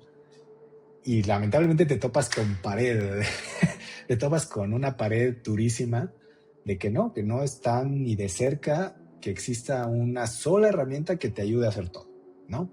Entonces hay un step back, ¿no? Y dices, ok, vamos a analizar. Y te das cuenta que el producto de desarrollo, el ciclo de desarrollo de un producto no cambia. Ese no está cambiando, ¿va? Que dejémonos eso en la mente, que el eje de desarrollo de un producto es exactamente igual. ¿Qué es lo que está cambiando? Que antes yo como product manager tenía que tener el contacto, la influencia, la buena relación desde el área de data para que me ayudara a generar insights. Una vez que ya teníamos insights, ok, pues vamos a idear y generar una propuesta de MVP y luego vas con el equipo de diseño y te hacen una propuesta de frames y vas, ¿no? Todo ese proceso poco a poco tardaba meses. Hoy lo que estamos haciendo, lo que hemos todos aprendido, es que eso no cambia, lo que está cambiando es cómo interactúas y qué gente te quedas. Hoy yo ya no necesito ir a hablar con alguien de data para digerir data, ya no necesito generar un SQL, un query. Yo hablo con lenguaje natural, con mis agentes que están conectados a mi base de datos y me da insights en una tarde. Entonces esa misma tarde yo con Cloud voy y genero un PRD y esa noche subo a Lovable y hago mis frames, ¿no? Y el siguiente día mi equipo tech ya voy con mi agente de DevOps y ya me generó la estructura de la base de datos. Y así el ciclo de producto no cambia, pero cambia cómo interaccionas y por ende la velocidad, ¿no? Ese para mí hoy es el paradigma que las empresas y gente que yo conozco estamos siguiendo, ¿no? Sigue con el mismo modelo de desarrollo, igual, ¿no? Ya sabes, hay un repositorio, un GitHub, hay IDEs, hay bases de datos, hay infraestructura, hay host, pero ¿quién te ayuda a hacerlo? Eso es lo que está cambiando. Y creo que también ahí, Levi, complementando un poco lo que dices y también lo que hemos visto desde este otro lado, creo que el tema de saber qué se necesita de una manera granular, hoy más que nunca, es un tema súper complejo, porque ¿qué es lo que también creo que estamos viendo? Estamos viendo equipos tech que si bien son buenos codeando, son buenos en producto, pero normalmente no terminábamos de entender qué necesitábamos y cómo traducir eso en lenguaje contextualizado, así como se lo pides hoy en día una LLM. Entonces, hasta eso creo que ha estado cambiando en los perfiles tech, donde pues sí, sin más puedes hacer un montón de código, pero si no tienes completamente claro qué necesitas, vas a tener demasiadas complejidades en hacer algo tan pequeño como un proceso chico, ¿no? De quiero hacer que A, B me llegue a C, eso es así de complejo, no hablando completamente del lado técnico, sino ya de producto, ¿no? De cómo lo estás ligando a una necesidad del negocio que te entregue el producto y que te lo resuelva lo técnico. Creo que ahí este lado de implementación, creo que lo sufren tanto los founders y los equipos técnicos y de producto, como también del lado del cliente, que tienen normalmente estos sistemas legacy, que ahora es esa traducción ahora del otro lado. ¿Qué necesito yo con tantos sistemas legacy para de verdad poderme conectar de manera adecuada a cualquier cosa nueva que existe hoy en día, ¿no? Entonces creo que eso es, y digo, súper complementando lo que dices, porque me resuena muchísimo a lo que también vivimos en el día a día, de cómo este estado del arte de principalmente implementar, ¿no? Creo que hoy la barrera más grande de la IA o de estas nuevas tecnologías es cómo carajo implementamos esto y cómo lo hacemos parte de nuestros equipos, ¿no? Decías ya el caso fatídico de las otras compañías, de lo que te sucedió a ti, de, oye, pues es que se están decidiendo estas cosas a high level, vamos a ver si así jala, y resulta que eso también les está pasando a empresas en Estados Unidos, donde vemos casos que dan de baja a 4,000 canijos, y luego dicen, me equivoqué, perdón, creo que no debimos de hacerlo. Y empiezan a ver estos correos de, oye, ¿qué crees? Vamos a tenerte de vuelta, te vamos a pagar 3 veces más y vas a tener un stock options, así que parece una locura, que pareces ya founder, pero porque resulta que la IA no la estamos entendiendo como debemos, ¿no? Entonces creo que, no sé ustedes, pero siento que nos faltan un par de añitos más en conjunto con la misma IA para terminar de entender hacia dónde va a ir esto en cuanto a cómo vamos a trabajar de la mano. Y me queda súper claro que es una herramienta, ¿no? Y creo que eso se está dando tanto en el nicho de producto creativo y por todos lados donde ahorita se puede estar utilizando. No sé cómo vean eso, Levi.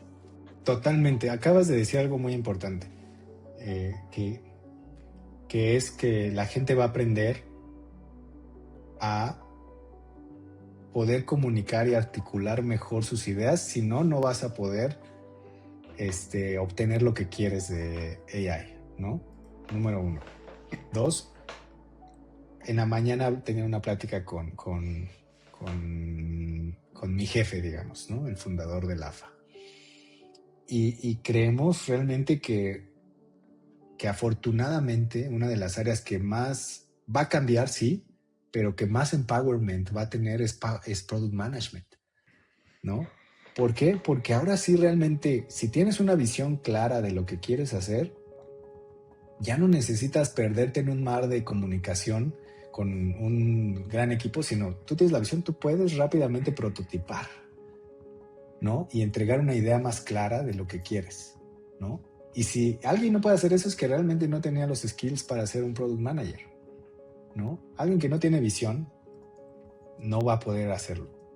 Porque hablemos un poquito del elefante blanco, dicen, ¿no? En mi experiencia, el 80% de los product managers que están afuera no hacen product management, hacen project management. Y pues una gente ya hoy ya puede hacer un mejor project management que cualquiera, ¿no? Entonces, si no evolucionas, si no realmente tienes este empowerment, adiós, no vas a quedarte como product manager, o el nuevo término que se está utilizando, full stack builder, ¿no? Ahí yo creo, Levi, si nos puedes decir para la audiencia y que no ubique como esta diferencia, el tema de product manager, ¿qué necesitas saber y qué áreas estás ocupando, tocando normalmente de una empresa tecnológica para llegar a tener este puesto como tal? Porque creo que eso que acabas de decir es clave, porque a veces hasta con los mismos perfiles te haces pelotas, ¿no? O sea, como que dice la gente, ok, es project o product, pero ¿qué es lo que está haciendo cada uno de ellos? No sé si nos puedas dar ese contexto rapidísimo. Claro, creo que es muy fácil. Un project manager es top-down, es decir, te llega la instrucción de arriba, tú no dices ni pío, a ti te dan un entregable y tu trabajo es trabajar con tu equipo para entregar el producto que te están pidiendo. Ese es un project manager, ¿no? Un product manager, tú eres dueño del producto, tú manejas tus unit economics, tú manejas tu presupuesto, tú manejas el éxito o fracaso de ese producto, ¿no? Tienes un nivel de accountability mucho más alto, porque tú estás tomando las decisiones. Obviamente con niveles de aprobación, tienes que hablar con el liderazgo y vender la idea, pitchar la idea. Eres, como dicen por ahí, y con temor a sonar a cliché, eres el mini CEO de una unidad de negocio, ¿no? Esa es la gran diferencia. Y me gusta mucho esto que mencionas sobre, o sea, justo, ¿no? Muchos product managers que de pronto están en el mercado, pues no necesariamente están con la sensibilidad o al menos yo lo veo así, de pronto con empresas y personas que veo que hoy ni siquiera estamos terminando de entender o no se está terminando de entender en todas las empresas el cómo IA realmente te puede aportar. O sea, suena muy, muy sexy, pero de pronto pues te das cuenta que la gente, pues para cosas es como, ¿cómo usas IA? ¿No? ¿O qué herramientas usas? Y es como, pues uso ChatGPT, ¿no? Y ni siquiera abrís de la opción a otro LLM, ¿no? Pero entonces ya ni siquiera dejas, o sea, ya ni siquiera es un tema de vibe code que hoy para mí, alguien que está metido, como alguien que está metido en producto, para mí vibe code también ya es una herramienta básica, ¿no? O sea, ya es algo que sí o sí alguien tiene que está haciendo producto, tiene que estar usando, porque puedes llegar mucho más rápido justo a un prototipo, ¿no? No porque lo tengas que conectar con nada, no para que pero al menos si tienes una idea, la puedes bajar súper rápido y le puedes decir al equipo, mira, ahí está, ¿no? Esto es lo que quiero, así se tiene que ver y hacia allá lo podemos llevar, ¿no? E inclusive cómo empujamos a que el equipo, el resto del equipo, empiece a hacer eso, ¿no? Y creo que un poco esa es como cómo vas haciendo esa cultura, ¿no?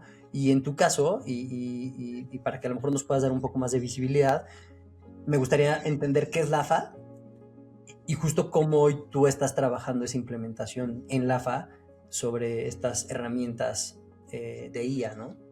Empecemos por la parte de conceptual. Creo que como toda nueva tecnología, la primera reacción de todo el mundo fue miedo, ¿no? Me incluyo. La primera vez que empecé a hablar, escuchar de IA y cómo estaba transformándose y qué tan rápido crece, fue de wow, esto da miedo. Pero solo es entender la nueva tecnología, ¿no? Y conceptualmente, creo que es más fácil para la gente entender conceptualmente, más allá de los fierros como tal, de qué es un LLM, cómo se entrena, para qué sirve. Creo que la gente debe entender conceptualmente para qué lo van a utilizar. Y para mí AI es automatización, número uno, a muy alto nivel, la automatización de tareas repetitivas que ya existía, pero con un componente extra que es aprendizaje, ¿no? De interacciones humanas. Y déjame desarrollar un poco más esta parte de mi concepto. Como seres humanos, desde que nació Internet en los 80s y 90s, que nace su auge, ha sido una inyección de información a la red brutal. O sea, imagínate cuánta información no hemos generado en los últimos 30 años, 35 años. Ya sobrepasó la cantidad de información que hay de ella a información que está generada por los seres humanos. Imagínate. Entonces, es imposible creer que nosotros como seres humanos, que somos seres inteligentes en comparación de otras especies, es imposible creer que nosotros vamos a tener la capacidad de analizar, digerir y generar insights y procesar toda esa cantidad de información. No es posible, no hay manera. Necesitábamos esta tecnología que nace a partir de un entrenamiento de toda esa información y del comportamiento humano para ayudarnos a ese gran proceso de real, tal vez ese es el real Big Data, ¿no? Es tanta información que necesitábamos esta herramienta que nos ayudara a entenderla, sintetizarla y generar herramientas específicas para su aplicación, ¿va? Pues para mí conceptualmente eso es como debemos ver a la AI y no como una tecnología que nos va a cambiar, nos va a quitar los trabajos. No, lo que va a hacer es que va a cambiar cómo la economía mundial funciona, ¿no? Simplemente porque a fin del día son empresas que tienen que generar revenue y para generar revenue alguien las tiene que consumir y para que alguien las consuma necesita haber dinero y la gente para tener dinero tiene que trabajar. Entonces tiene que haber trabajos. Simplemente se va a modificar la estructura social y de los trabajos, como cuando nació la industrialización en el siglo pasado, ¿no? Cambiaron las formas de trabajo, nada más. Y con eso en mente, para ya no echar mucho chorro y regresar a la parte de LAFA, LAFA es una empresa, somos una empresa de manejo de flotillas de autos eléctricos. Iniciando con estas grandes plataformas de movilidad, pero la idea es generar un ecosistema que el día de mañana pueda dar servicio a todos los autos eléctricos en México, iniciando en flotillas de movilidad, pero puede ser flotillas de operación o de servicio público. Y el día de mañana que ya hay un gran share de autos eléctricos en México, podamos ser esa empresa que tú vas a tener la confianza donde puedas ir a darle mantenimiento a tu auto eléctrico de procedencia asiática, ¿no? Entonces, nacemos el año pasado con el producto de flotillas, con choferes que trabajan, que tienen un trabajo como tal, solo como chofer, y gente que quiere tener su propio auto y emprender más y tener un poco más de riesgo, pero por ende más ganancia, ¿no? Pero en general eso es LAFA, ¿no? Un enfoque en autos eléctricos. Y el fundador es alguien que yo conocí en Story. De hecho, él era el líder de BI en Story. Y me invita a... Él sabe que mi pasión son los autos también, que me encanta el product management. Y me invita a colaborar con él. Conozco el proyecto, la evolución que ya llevaban en la empresa y me fascina, me encanta, ¿no? Y me da el reto pero la idea es que esto solo es viable si lo construimos con AI. ¿Por qué? Porque una de las promesas del AI es que lo vas a poder hacer más rápido y mejor con menos gente, ¿no? Y con eso los unit economics de este mercado funcionan, si no, no funcionan. Ok, ¿no? Y tomamos el reto y hemos ido aprendiendo, seguimos aprendiendo. No te voy a decir que ya descubrimos la receta mágica de cómo hacer AI first, no. Pero estamos aprendiendo y hablaba hace un momento al respecto, ¿no?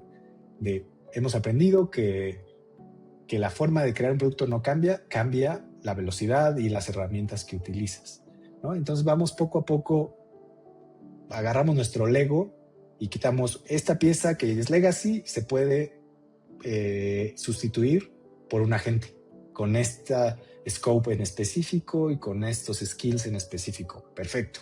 Y así vamos a ir. Así es. Vamos a ir construyendo esta estructura base de Legos, que vamos a ir quitando piezas legacy por agentes AI. Y empiezas a aprender tecnologías como cómo se comunican los agentes, los servidores MCP, los modelos RAG para consumo de información. Y muy interesante, ¿no? Estas plataformas sacan features cada semana, entonces tienes que estar al día. Entonces ahora Cloud ya puede ser un cowork, y entonces le das una serie de skills y una serie de goles y él, tárdese lo que se tarde, va a darte un resultado. Y ahora acaban de sacar algo que se llama projects, ¿no? Pues no sé, sí, porque uno de los grandes problemas en AI es el manejo de memoria. Entonces, Projects viene a querer solucionar un poco, que tiene sus limitaciones también. Si le das demasiado contexto, puede haber un overflow de memoria. Entonces tienes que empezar, como tú decías muy bien hace rato, todo esto es estructurar y compartimentalizar cada vez más y tomar las decisiones adecuadas de qué pieza del Lego puedo hoy quitar y poner a un agente. Ese yo creo que es el North Star, porque nadie yo creo que ha definido una receta mágica de cómo hacerlo. Y algo aquí importante es que también dejar muy claro que el hecho de que las cosas se hagan con AI no significa que sean gratis o que es más económico, tal vez, ¿no? Pero hay cosas que no necesariamente van a ser más económicas, ¿no? Porque también el uso de tokens, pues ya tiene su truco también, ¿no? Y seguramente hasta dices, oye, pues es que para cierta tarea, pues voy a ocupar, si usas Cloud, Opus, ¿no? Pero para otras tareas, pues voy a usar el modelo más bajito porque pues no tiene sentido que meta Opus, ¿no? O inclusive, digo, ahorita con todo esto que pasó, que liberaron Cloud, que lo dejó por ahí libre un ratito, el último pool que hicieron, y se filtró el código de Cloud. Pues ahora ya tienes toda esta interfaz padrísima, Uh, puedas conectar con modelos, pues no sé, chinos, ¿no? Pero pues ajá, ahí hay... acabas de tocar muchos puntos bastante interesantes que podríamos seguir horas aquí. Eh, Muy interesantes. Número uno, sí, nace un segmento nuevo. Antes tenías mi costo de payroll de mis ingenieros y product managers y mi costo de licencias. Y siempre las licencias estaban por acá y costo de payroll por acá. Cuando empiezas en una migración a AI, dices, ok, las licencias y tokens y créditos me están saliendo muy caros, pero es un intermedio entre payroll y licencias legacy. Pero las Pero, decisiones vienen de, ok, puedo reducir mucho mi payroll y pagar $100,000 de licencias, ¿no? pero hasta Sí, eso lo haces. estamos en la curva, ¿no? De Ajá. entender cómo carajo se va a hacer, porque la gente todavía no dice como, ah, mira, pues el trabajo que estábamos haciendo con este equipo, son los tokens que nos están consumiendo. O sea, creo que del lado de negocio todavía no pueden terminar de vislumbrar cómo hacer esos financials, ¿no? Eso creo que es una Sí, locura. sí, totalmente, ¿no? Y el manejo de tokens, como dices, Jorge, precisamente esta semana tuvimos ese aprendizaje, ¿no? La semana pasada Cloud tuvo un bug donde el crédito que utilizas después de llegar a tu límite tenía un bug y te estaba cobrando una brutalidad, que nos dieron a todos $200 de crédito esta semana para corregir su error, ¿no? Pero entonces nos dimos cuenta, ok, hay que hacer best practices de cuándo conviene usar Opus, cuándo Sonnet y cuándo Haiku, y cuándo usar el Extended Thinking, ¿no? Y ya empieza a ver, ya buscas guías en la red y ya hay guías de, ok, en las primeras definiciones usa Opus porque te ayuda a definir, pero si lo tienes muy bien definido, ya para el código usa Sonnet, ¿no? Porque está muy bien definido tu prompt, ¿no? Entonces nacen nuevas prácticas en la industria, ¿no? Lo mencionaste muy bien. Y por último, dijiste también algo muy importante, Jorge. No te cases con ninguna plataforma. Yo estoy usando hoy, para IDE, estoy usando Cloud, ¿no? Eh, pero debe ser un servidor MCP que pueda hacer plug and play, que el día de mañana ya no quiero usar Cloud porque Cursor está performando mejor, me voy a Cursor. O como dijiste, en China el open source es brutal, entonces hay un montón de modelos gratis que si el día de mañana son mejores que Cursor o Cloud, pues nos vamos a ir para allá, Claro. ¿no? Entonces debe ser plug and play. Entonces tienes que conocer ahora las tecnologías de MCP servers, ¿no? Entonces empieza a volver una nueva forma de desarrollar.